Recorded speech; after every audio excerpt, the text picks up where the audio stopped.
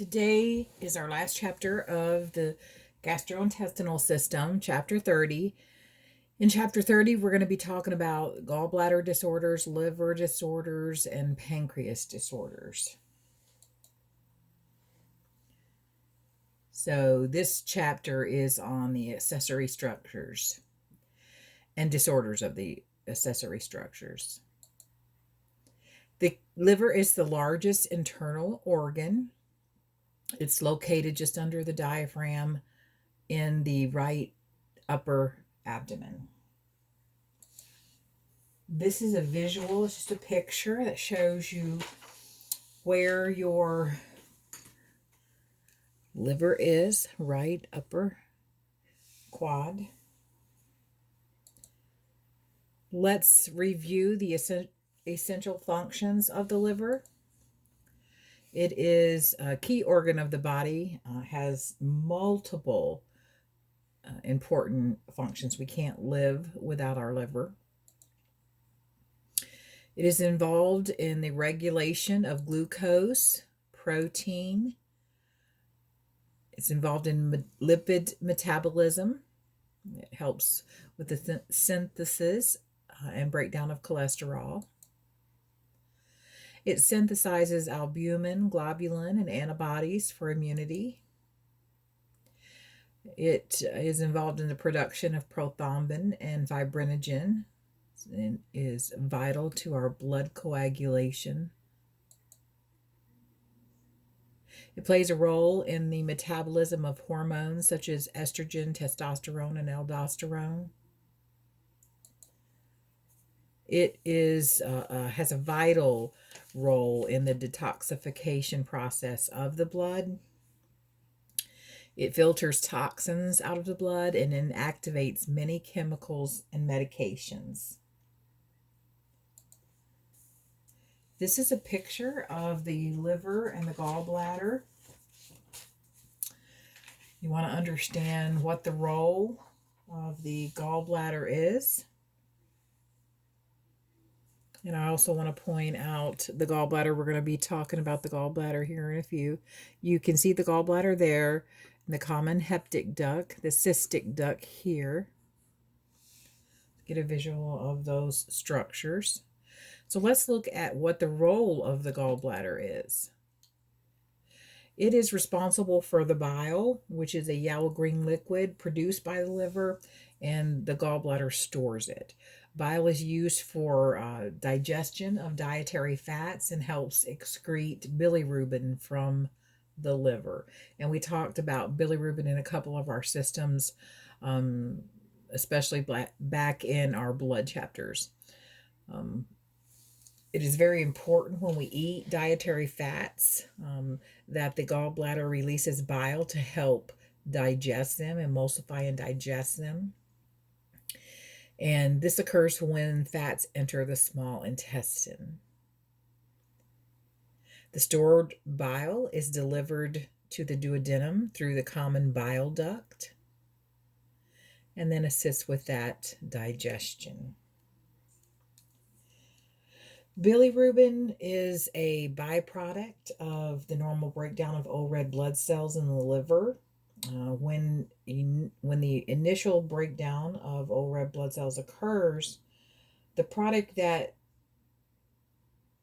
it produces is called unconjugated or indirect bilirubin.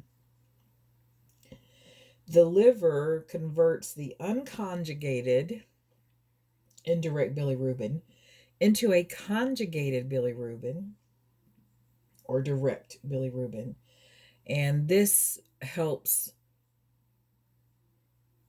secrete or breaks down and secretes the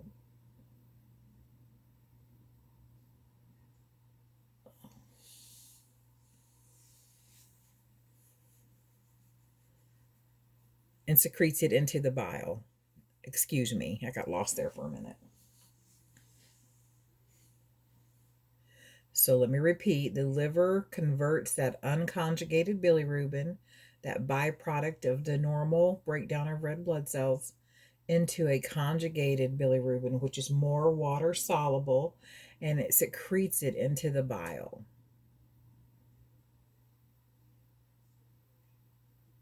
And this is important in some of our liver disorders when the liver is unable to complete this process, then bilirubin builds up in the blood and causes jaundice and other problems that we have talked about through the term. So let's look at disorders of the gallbladder. We have cholecystitis and cholelithiasis. You need to understand what these are and what the risk factors are. We have cholecystitis, which is an inflammation of the gallbladder, and this is usually caused when gallstones are present, which is cholelithiasis. It also can be, gallstones can be caused by bacteria, toxic chemicals, tumors, anesthesia, starvation, and opiates. Gallstones can be found anywhere in the biliary tract, the gallbladder, the cystic duct, or the common bile duct. Risk factors, be able to identify the patient at risk. That would be a female who is obese, who has a genetic heredity of Native American or Hispanic American, a sedentary lifestyle, a chronic disease such as diabetes, mellitus, or Crohn's. And then females who have had multiple pregnancies in their life will be at a higher risk. Signs and symptoms include anything from a mild indigestion to severe pain in the upper right quadrant. The pain can sometimes refer or radiate to the right shoulder area. The patient usually will have a fever, develop nausea and vomiting. If the bile flow is obstructed, bile production decreases, and so that serum bilirubin rises.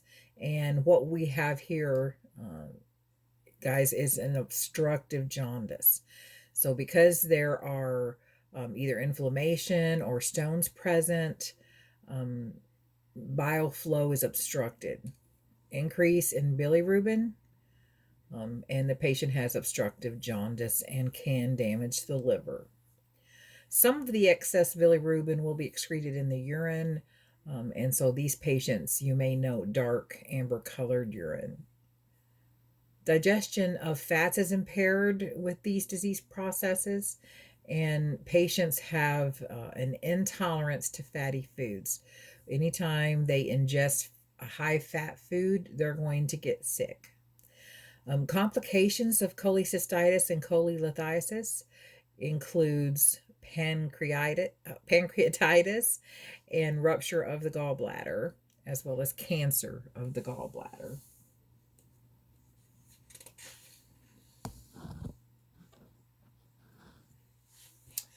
Medical treatment, we want to implement a low-fat diet. If the patient is overweight, they need to be on a weight loss program. They should avoid all alcohol products and should eat small, frequent meals throughout the day. They may need a cholecystectomy and probably have an IV started for hydration with IV fluids.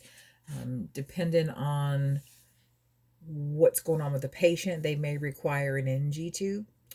They're going to be prescribed medications such as analgesics, maybe some vitamin K, and some antibiotics. Let's talk about some disorders of the liver.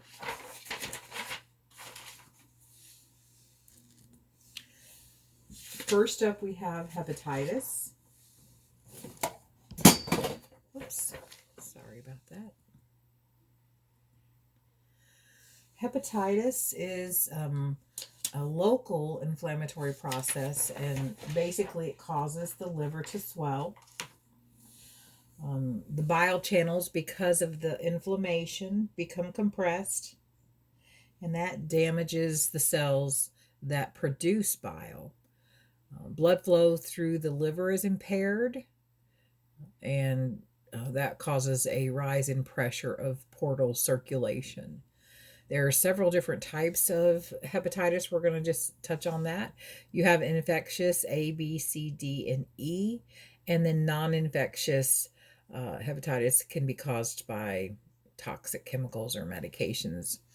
Signs and symptoms of hepatitis: some patients will be asymptomatic, but as the disease process progresses, the patient are is going to develop symptoms. They may notice a rash, they may have a fever, a loss of appetite, nausea, fatigue, their joints ache. They can have a skin rash. Oh, I already said rash, excuse me. They can have upper abdominal discomfort, malaise, jaundice, and remember that obstructive jaundice, and this is due to the inflammation. Understand that process. If you have any questions, let me know. I can address any questions you may have on our Canvas inbox. Systemic effects of hepatitis can be related to altered metabolic functions performed by the liver and to the infectious response in a viral hepatitis. Medical treatment. They've come a long way through research and the development of medications. Our treatment goals are to promote healing and manage the patient's symptoms. Our treatment is going to be supportive to enhance the patient's natural defenses and promote healing of the liver. We want to make sure the patient stays hydrated, gets sufficient rest, and adequate nutrition. These are all goals for our patient with hepatitis. Also, it's vital they understand their medication regimen and take their medications appropriately. Prevention of hepatitis. We have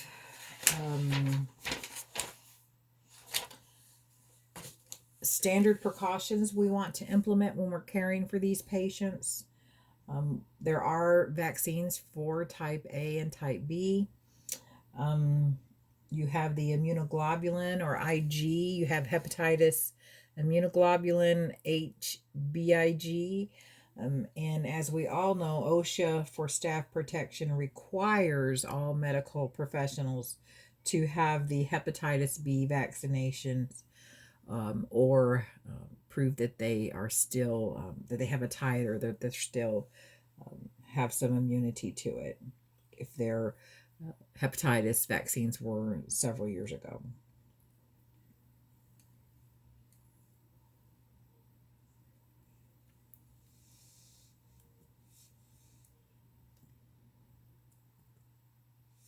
What does a dropping bilirubin level in a patient with hepatitis indicate?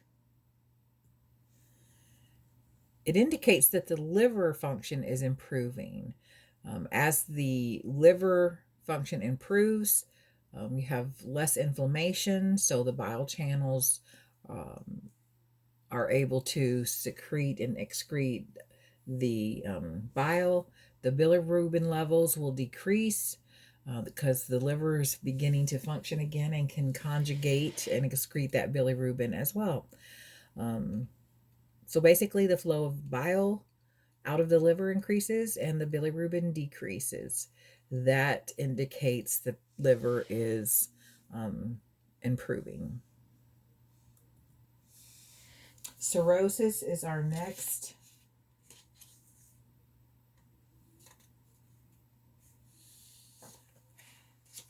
disorder, and cirrhosis is a chronic progressive disease. It is degenerative, and basically it destroys the liver cells. It destroys liver cells and replaces them with a dead tissue, a dead cells. And these are fibrotic bands. They actually will impair the blood flow and the lymph and distort normal liver structure over time. This occurs more commonly in men than women and is usually related to alcoholic liver disease or a chronic viral infection. Signs and symptoms of cirrhosis include, well, early in the disease process, most patients are asymptomatic. It will progress, and so the patient will begin to develop symptoms such as fatigue, weakness, a headache, anorexia, indigestion, abdominal pain, nausea, vomiting, and ascites. With ascites, we have a oops, sorry about that. You want to add right here, with ascites, the patient can become dyspneic, short of breath, labored breathing, dyspnea. And that's because as the abdomen fills and is edematous, the ascites grow and get larger. It affects the ability of the lungs to expand because the diaphragm has nowhere to expand to because the abdomen is getting larger. And this can occur in multiple disorders. So it's always important to be assessing your patient's abdomen, monitoring their respiratory status, because when you have a disorder that causes ascites, it can affect the patient's respiratory status. And as we know that the ABCs, airway is vital. If we can't get oxygen to the body will die. So patients with ascites will progress. They'll get short of breath and end up in respiratory distress. So I just wanted you to understand that connection between ascites and dyspnea, respiratory distress. Also, some symptoms you may see in patients with cirrhosis includes skin rashes, fever, excessive gas, lower extremity edema, palmar erythema. You may see caput medusa. You may see bleeding and bruising. Sometimes you can palpate the liver. Patients may have abdominal distension. We want to monitor for that ascites. The spleen can enlarge as this disorder progresses. The patient may begin to have skin lesions, jaundice, pruritus, spider angiomas, and the urine can become dark and foamy. And the stools can turn clay colored in patients with a progressed cirrhosis. And your books explains, if you've never heard of some of these signs and symptoms, your book explains it. Let me know if you have any questions. Oh, there it is, dyspnea. I thought I tried to do that before, but it didn't show up. Okay, moving on. This is a picture from your book, a diagram from your book that shows all the symptoms all the effects that we're going to see in a patient with liver disease. As you can see, it affects every body system.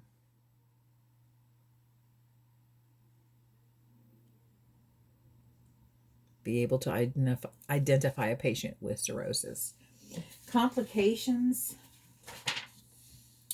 And the patient with cirrhosis could potentially progress to an esophageal varice. We already talked about ascites, hepatic encephalopathy. As the liver cannot function, ammonia builds up, and the patient will have a encephalopathy. They will begin to have a decline in their cognitive abilities, in their consciousness, changes in their neuromuscular function as that ammonia level increases. The patient will have neurologic symptoms. Esophageal varices, these are caused by the increase in portal hypertension, and basically are distended, engorged vessels in the esophagus. They are fragile, they can bleed easily, and it can lead to a fatal hemorrhage for patients. So we want to be aware and be assessing our cirrhosis patient for esophageal varices and these other complications. Know that cirrhosis is diagnosed with a liver biopsy that confirms the diagnosis. They will also look at liver function tests and other serum lab tests, and they may do some diagnostics such as a liver scan or ultrasound or CT. Treatment is aimed at limiting the deterioration of liver function and prevent the complications. Patients are going to be placed on rest to allow the liver to regenerate. Bed rest allows the liver to regenerate. The patient will have a diet high in carbohydrates and vitamins with a moderate to high protein, unless there's an issue with the high ammonia levels, and then they're going to limit the protein. Because as we know, the ammonia levels are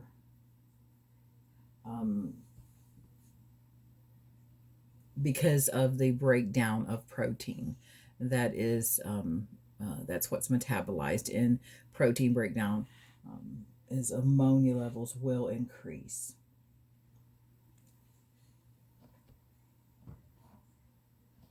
And that can lead to, of course, we're back to encephalopathy, things such as seizures. Patient's going to have IV fluids for hydration. If a patient's blood levels are affected by the disorder, they may have anemia and may require blood transfusions. That's a common issue with patients with cirrhosis. And depending on the patient's status, they may need to have water restrictions or sodium restrictions in their plan of care. And then cathartics and antibiotics can be used for hepatic encephalopathy.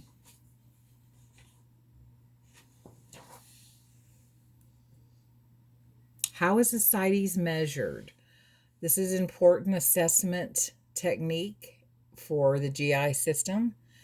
So you want to be sure you remember how to assess ascites. It's important to get a patient's daily weight and their abdominal girth. That gives you the data you need to assess ascites. We want to mark the abdomen midline on both sides so that we are always measuring the same place.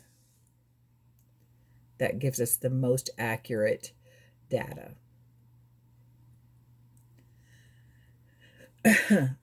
Excuse me. Let's look at some NANDAs for cirrhosis. These are the nursing diagnosis.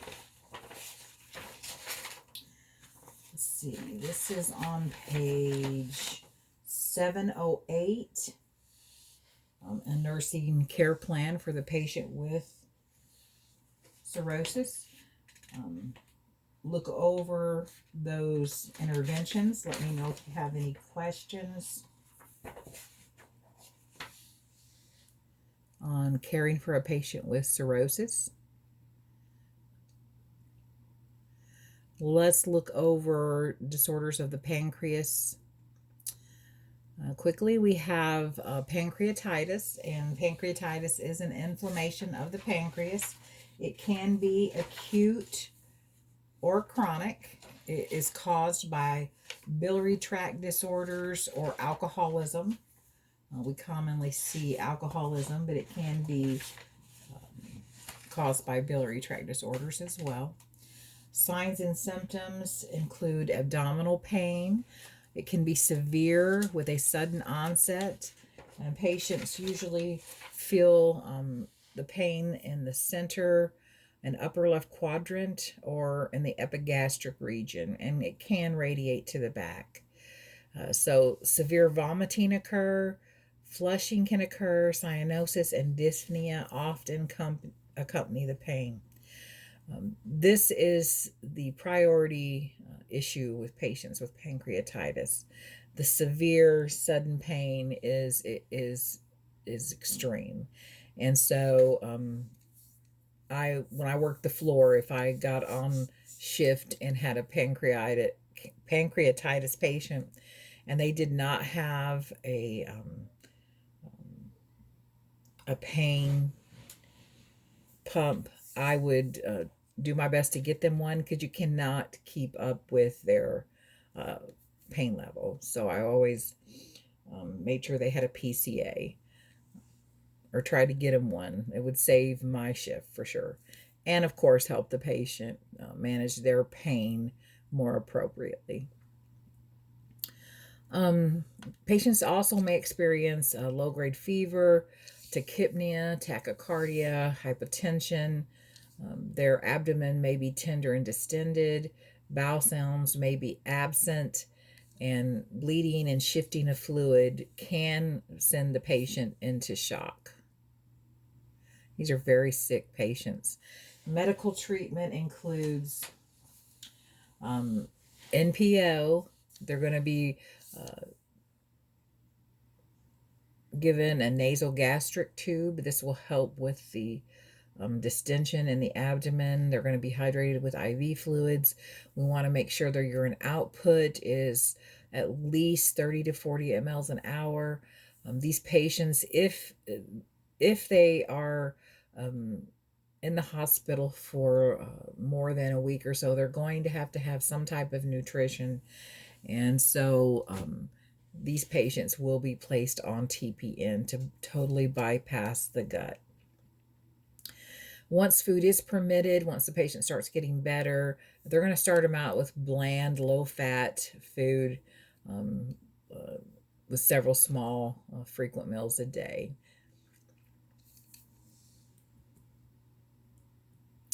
Let's look at pancreatitis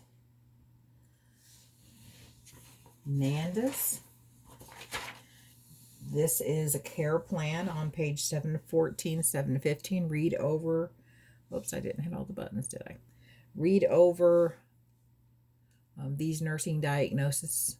We've used most all of these nursing diagnoses. You should be fairly familiar with them. If you have any questions, let me know. That is the end of our GI chapters, and I will be catching you later.